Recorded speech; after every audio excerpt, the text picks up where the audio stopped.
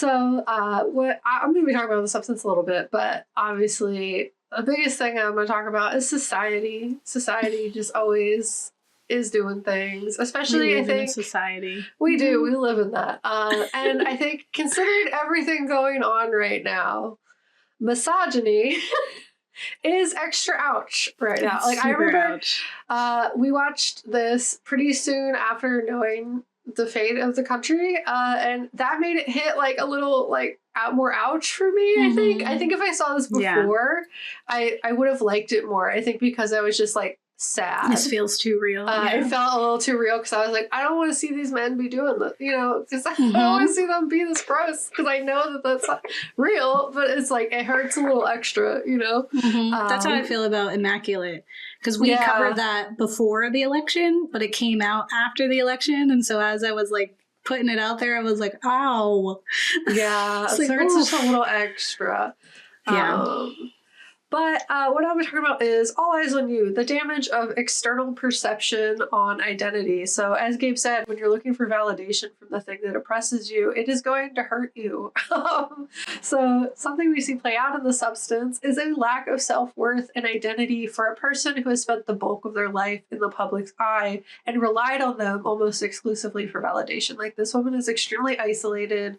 She clearly doesn't have like relationships and support that would provide this validation outside of what she's receiving from fame in the show. And that's pretty true to like what I hear people in Hollywood talk about, is that it is really isolating. Fame is very isolating because you're not being yourself necessarily, you're being a persona, and all your value and self-worth is placed upon that persona instead of you being authentically yourself. And that's just psychologically damaging. It also showcases at almost every turn how her value in reference to society directly correlated with how youthful she appeared. The majority of people around Elizabeth Sparkle and her counterpart Sue all gauge how nice they are based on appearance and who they're like speaking with. So in her prime, Sparkle was celebrated with love and attention, but as she aged, she slowly faded to obscurity, and she largely benefited, as Gabe mentioned, pretty privilege, and then felt betrayed by time and the forced change in her appearance. And this is evident in how Hollywood and society overall views aging women in comparison to aging men. Like think like Silver Fox versus like, oh, sad. She's barely recognizable. That's like one article that was about like a celebrity.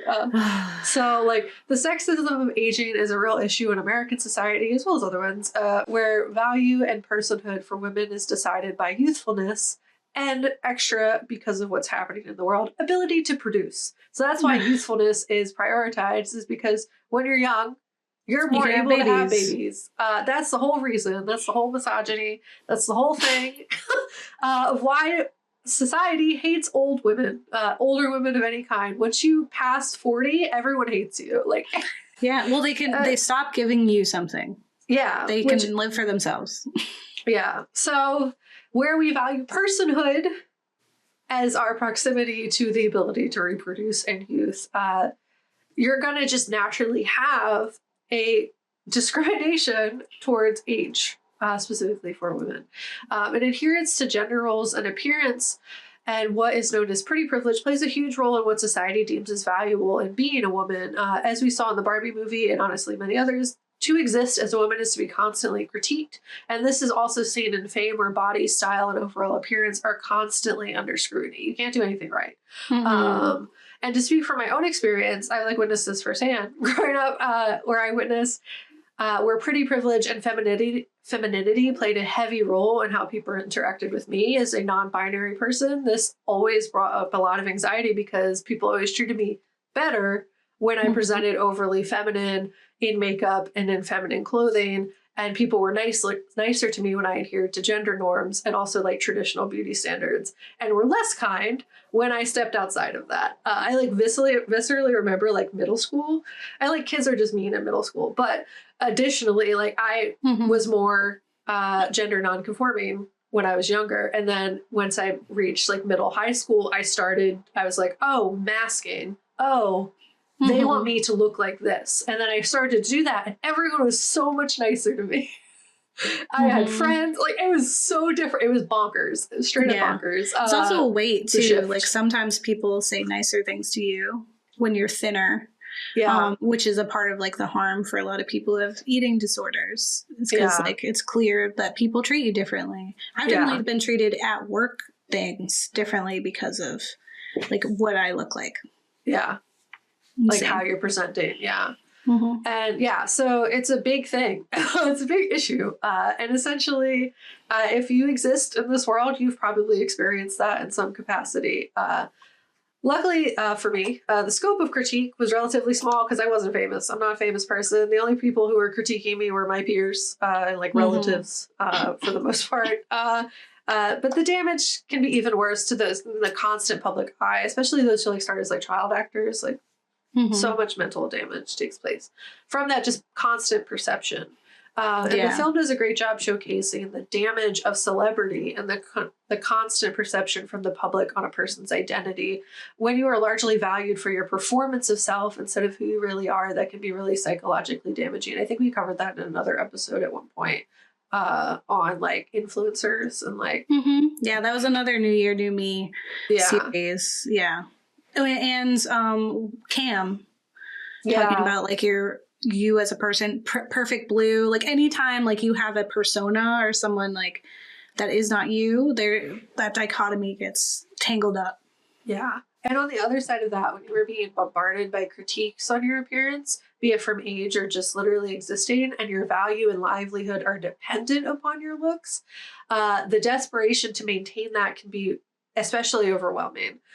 We see this in the real world with people willing to inject themselves with chemicals or just change their face or their butts or whatever, get surgeries out of desperation instead of what those services should be meant for, which is like identity affirming care. The surgeries are sought after out of insecurity and to be better accepted by society instead of for self-actualization. And the expectation is to hide aging and exist as perfect, depending on what that is on any given day, as it's subjective, beings, which is unsustainable and heavily damaging to both our physical and mental well-being as humans. And we see celebrities, for example, like Courtney Cox, like is an advocate for not getting plastic surgery because they regret their choices in doing so because of like what they say in The Substance over and over again. Once you do it, you can't go back to how you looked before. And what you really need to do is like learn to love yourself instead of changing for the wrong reasons, essentially. Especially so Courtney Cox is like an advocate about not doing that. Yeah, because we're also saying that like you can't dissolve lip fillers. It just moves. And that's why we're getting a lot of the celebrities with the puffy face, like Madonna and a bunch of them. It's because it just moves. Like it's in you forever. Yeah. The Substance. Okay. Is in there forever. It is very reminiscent of what we see play out in The Substance, where in many instances, Elizabeth Sparkle is asked if she wants to stop, but refuses to because what has been lost cannot be regained. Yeah. And the damage is pretty substantial, like almost immediately. So it's like you almost feel like you've invested too much at this point to stop. You just have to keep going. And the damage of external perception on the identity of women is profound and multifaceted. Societal expectations often dictate what women must adhere to for certain standards of beauty, behavior, and success, which can significantly impact self-esteem and psychological health, as highlighted in an article titled "The Impact of Societal Expectations on Women's Self-Esteem and Psychological Health" from Cambridge International School. In Shanghai, China. Societal pressure can lead to chronic low self-esteem, affecting all areas of a woman's life from personal relationships to career success. The document states women with low self-esteem are more likely to internalize societal criticism and less likely to resist harmful societal messages. Like you're more like it's a cycle and leading to a cycle of negative self-perception and poor mental health. So like kind of how we see Elizabeth Sparkle experience no growth. She is caught in a loop of just self-critique and pain.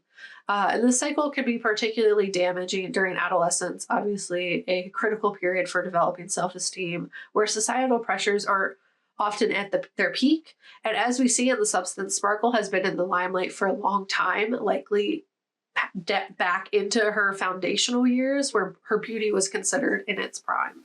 And this is why she's just she doesn't know anything else.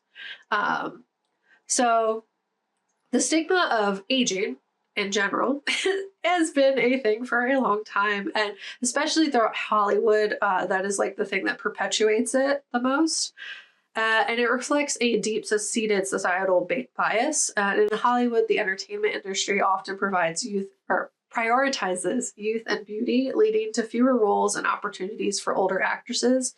The ageism is evident in casting decisions, where older women are frequently sidelined or typecast into roles that emphasize their age rather than their talent.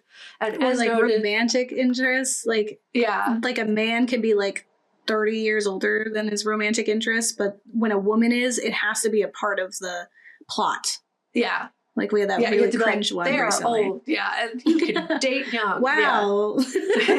This young guy thinks this old hag is attractive. Feminism. Goofy. It's the whole thing. As noted, in women's celebrity and cultures of aging, the author states that the film industry's obsession with youth and beauty means that older actresses are often regulated to supporting roles that emphasize their age rather than their talent. And the statement underscores the industry's obsession with youth, which marginalizes older women and perpetuates unrealistic beauty standards. Even women who are aging, because of what Hollywood pushes, are so worked on through surgeries and fillers and all this other stuff. It's not a realistic portrayal of aging. So you have women who are in their 50s who are dear God, why don't I look like this?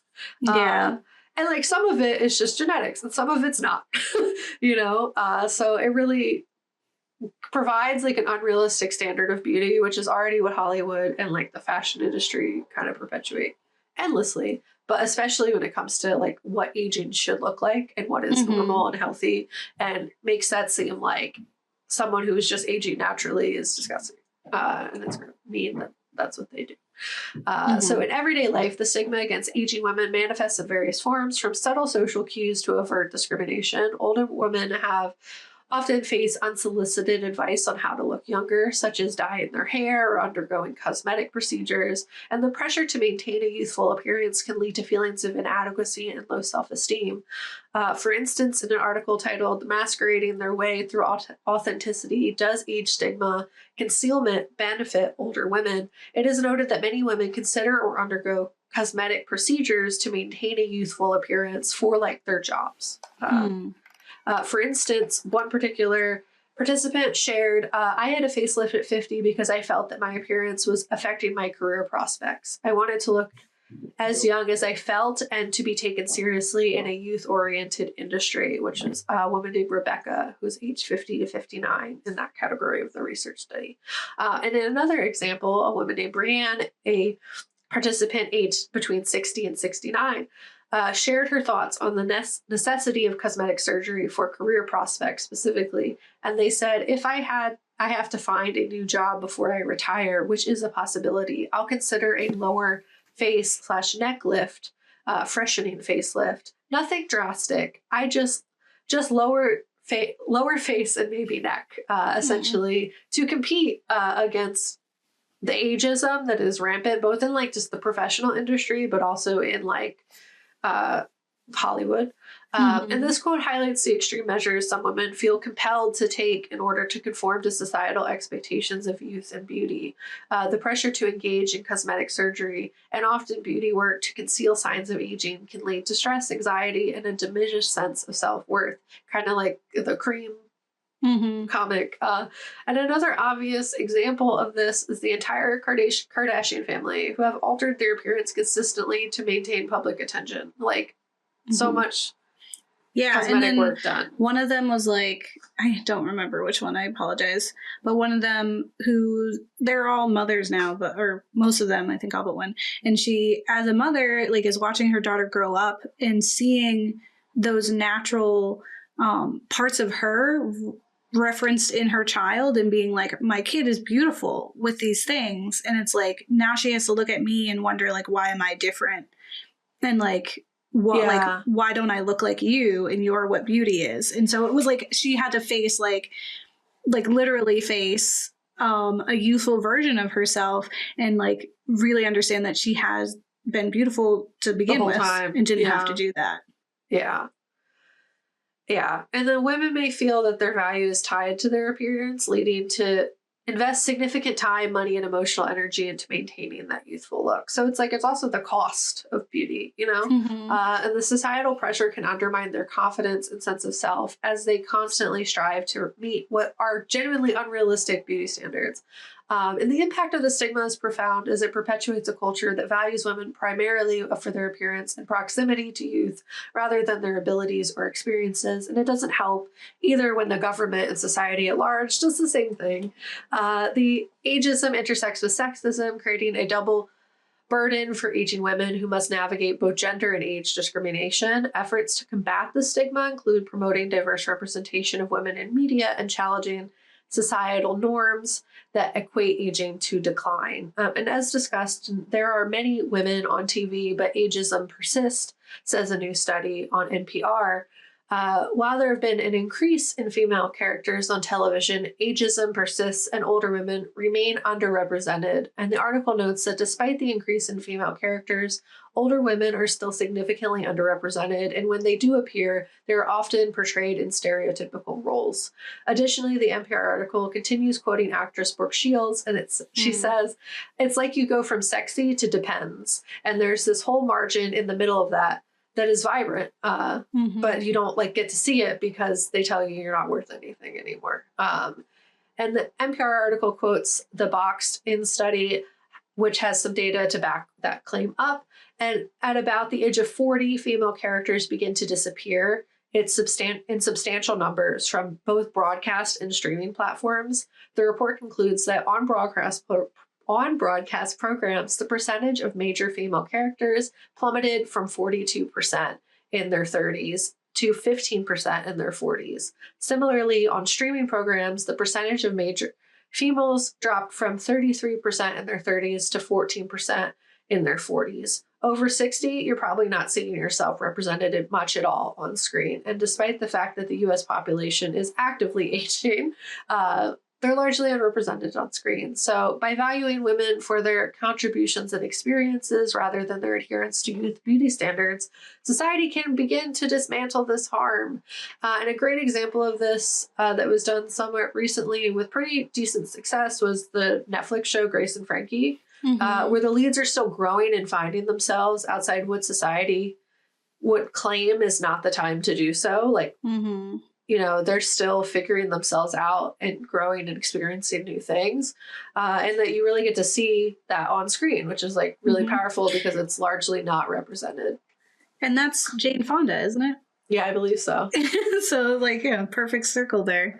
Yeah. And shows like that are important, obviously, for showing the possibilities of aging as a good thing, not the end of being desirable and powerful. Although there's another show that I really love that is very messy, but definitely finding herself in her 40s, which is Beef with Ali Wong, is so good. And like, yeah, she's like floundering like crazy, but like you get to see like her still experience life and new things. And it's not like depressing. If anything, she's finally finding herself, and that's really inspiring. And then another film that came out recently, The Woman King, although I haven't seen it, it's listed as positive representation in that Viola Davis is still strong and powerful in her 50s. And in another article titled Women Over 45 Are Everywhere on Our Screens All at Once, and That's a Good Thing, they highlight specifically the creator of Everything Everywhere All at Once, actress Michelle Yeoh, directly calling out age discrimination in their acceptance of Oscar for Best Actress. They say, "Ladies, don't let anyone tell you you are ever past your prime." Yeoh says to Cheers, "Never give up." And it was notable because Yeoh is 61 years old, making her almost 20 years older than the average female Oscar winner for an acting role. So that's like a big deal.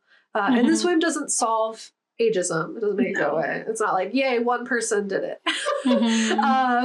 Or any other ism that's in Hollywood. It doesn't solve any of that. It's just nice. It's a little positive end to this like overall depressing section. Highlighting that age is not a hard stop barrier to fame and success, but it is a continuing issue in Hollywood that like there's just that double standard, and it really does impact both how like society perceives aging and the people in Hollywood who are like actively there. Like I, luckily, not scared of getting older. I like put these wrinkles in my face and I was like, I don't even look that bad. I want to be a cute old lady, old person, you know? I'm excited to be like a tiny abuela, you know? Like I just want to be like a tiny little Latin person with like crazy hair that's different colors and stuff. I think my fear of aging isn't so much of what my body will look like or do, but just like time. I'm like, I have less time, less opportunities and things. That's my fear of aging. But like, I think too, like there's in like the disability like advocacy community, like an accessibility, there's often this conversation about how disability like is something that like if we live long enough we will earn. Like at what point you will be disabled in some way, right? You will have like you will not be as able as you are now, and anything could happen, right? Like that could make you that way, but in some ways it is like almost like a success that you make it to a point where that's like you've lived so fully, right? And so I think the same way for when we're aging and we're seeing the evidence of aging, right, is that you have lived and that you have survived and persevered and went through so much of like every year is there, like you know. And I think all those smiles, the laughs, those are also trophies, right? Those are also the awards. And so it's really a matter of perspective, and not everyone, you know, feels that way for sure, especially if you have put so much of your self-worth into other people telling you those things, that it can be really hard to find that within yourself. I highly recommend people just watch Drag Race and listen to RuPaul tell you that you need to love yourself before you can love anyone else. And you hear it enough times, you start to believe it. Something I was thinking about in your section, though, that made me like really sad was, and something that just I often just am sad about. Like I just get depressed. Is specifically Amanda Bynes as like a child star, and knowing like, you know, being thrust into fame, and she was so brilliant, and she was a comical genius, like honestly, just a natural talent, and she was someone I grew up with and had always like not aspired to be, but I really appreciated this quirky girl on screen who was so like, you know, happy to be with herself. And there's this quote from her that I'm butchering, but it's from one of my favorite movies of her, which is She's the Man. It's one of my favorite movies of all time and would like quote all the time. But she said in that film, she is being a man and she's being like hyper feminine. And she said in that film, it really like damaged her vision of herself. Because like of what she was looking at, like seeing herself in that way was just so like, it was just jarring for her to see herself, and being goofy and stuff wasn't comforting anymore. And I think, you know, part of that and the rest of her life and traumas that she endured led to her having a significant harmful life where she ended up doing a lot of self-harm and undergoing a lot of plastic surgery and intense things that she's done to her face because it was not the face that she had been allotted for, you know? And so like, it's such a, it's a heartbreaking thing for me to think about. Like often. Hollywood warped her confidence. Like she had so much confidence and was happy. And what's also a lot of trauma, but like Hollywood, in addition to the trauma, Hollywood was a big part of that trauma. Exactly. But like, warped her confidence and perception of self that she had big confidence in before. So that is really devastating. And it's like growing. It was literally like growing, like, you know, she's like our age, but you can see, and she's getting better. I check up on her every few months, to be honest, because again, I just really appreciate, like, you know, when you think about people who are suspended in our growing up. I think there's so much. I also think like in the film, something that stuck me the second time watching was, you know, at the end they're like, it's a beast and we have to kill it. And it's like this very, and you know, they do the what is that song from the movie. It's like dun dun dun, like when she's coming on the stage. It's so dramatic. I remember I was like, I can't believe they're playing this song. Yeah, I don't remember what it's called, but yeah, I know what you're talking about. But it's just like that very dramatic, over the top, like it's a beast, we have to kill the beast, right? Yeah. I was like, oh, in the beginning, there's like these dudes who make like a snide remark because they're like, well, she's an award winner, like we can't get rid of her. She's an award winner. It's like, yeah, for what? Like being in King Kong, like making this joke of how old she was. And the whole time, like subconsciously, I was thinking like, 'twas beauty that killed the beast. And it's like, that's literally it. She's beauty that became beast in the last act. But I do think like what I think was really interesting about Monster Eliza Sue was in that last act, when she's this creature, she's very kind to herself. Yeah. Like she's like, I'm just going to dress up. Like she's like, oh, I'll figure out how to put this in my ear, figure out where my ear is. And she does her little like ironing of her hair and it comes off and she's like, whatever. And then she like strolls out anyway. And she's just like, it's me. Like, it's me. You love me. And like, it's such an interesting thing that's what it took, was like her to become this monster and had to have literally battled and like killed both of herselves. Because they said you are one, right? Yeah. And when she chose to kill the younger version and the younger version chose to kill the older version, they killed themselves. And it became this like, she became a broken down version of herself that she could love, because it was so far outside of the realm of people loving it that somebody had to, and it's going to be her. So I live for Eliza Sue. So yeah, no, they're great. They look like they're in a little bit of pain, but yeah, they were great. Yeah, like I don't want to be here, you know. Yeah, no one has to be alive. Especially that monster. But yeah, and I was like, my friend Jeff was like, I don't understand why she would do it again, the substance. And I was like, what do you mean you don't understand? She's the same person who did it in the first place. Yeah, she's just so depressed. The beauty didn't heal the insecurity and depression. Like, it was still there. The substance didn't heal nothing. The self-hatred was still there. Yeah, exactly. Absolutely. Yeah. So if you can stomach it, I do highly recommend it. And it is worth, like, even if you're just like kind of like, it's so absurd. It's such a crazy film. Yeah. And it's a good like belly laugh in the end. I love like a lot of stupid blood. Yeah, that's why I love it. Was a blood fountain. Yeah, I love a blood fountain, dude. In chapter 2, when they filled up the thing with blood, I was like, it was great. The Evil Dead show, I was like, I wish I could write for this show. I wish I could sit around the table and be like, what can we do to the human body to just like get fountains of blood? I want the bloodiest set. We got to get it in one take because we're not cleaning this. I want that show. I want that job. Please hire me. I would love it. Yeah. And the gore part and like the gross, like Eliza Sue, the last thing I'll say, it reminded me of a short film that we interviewed the filmmaker for, that was at the Black Star Film Festival. And I remember that, yeah. I don't remember what it was called, but yeah, I do remember. Blanking on the name right now, but it was similar in that it had like a weird, mushy body gore sci-fi mixed with body parts, beauty and like sparkle. And like, I was like, it's the same thing, you know? Yeah. So I'm like, give her a job. Give her a job. Give her money, make more of that. But yeah, so this is one of 2 of our favorite films of the year. In 2 weeks we'll have, I think it's actually for Christmas. Yeah, on Christmas, you'll get the treat, the present of a new Ghouls episode. Ghouls Next Door, Ghouls Next Door, telling you about the others' favorite film of this year, before we open up the new year with some new things. So again, let us know what you think. Drop us a like, a comment, subscribe, please. Tell us your words and your thoughts.